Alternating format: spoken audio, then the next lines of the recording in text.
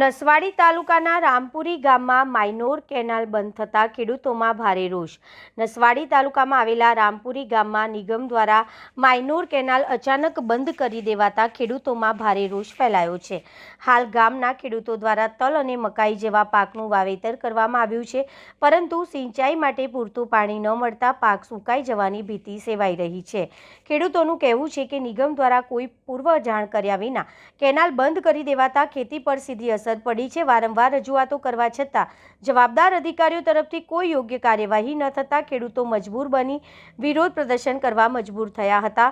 આ મુદ્દે રામપુરી ગામના ખેડૂતો સૂત્રો 4 વિસ્તારમાં એકત્રિત થઈ વિરોધ નોંધાવ્યો હતો। ખેડૂતોએ ચેતવણી આપી છે કે જો વહેલી તકે માયનોર કેનાલમાં પાણી છોડવામાં નહીં આવે તો તલ અને મકાઈના પાકને ભારે નુકસાન થશે, જેના કારણે તેમની આવક પર સીધી અસર પડશે। તેમણે આક્ષેપ કર્યો હતો કે યોગ્ય આયોજન વિના કેનાલ બંધ કરવામાં આવી છે। ખેડૂતો દ્વારા તંત્રને તાત્કાલિક કેનાલમાં પાણી છોડવાની તેમજ ભવિષ્યમાં આવી પરિસ્થિતિ ન સર્જાય તે માટે કાયમી ઉકેલ લાવવાની માંગ કરવામાં આવી છે। જો માંગ સંતોષકારક રીતે નહીં સ્વીકારવામાં આવે તો આંદોલન વધુ ઉગ્ર બનાવવામાં આવશે તેવી પણ ચેતવણી આપવામાં આવી છે।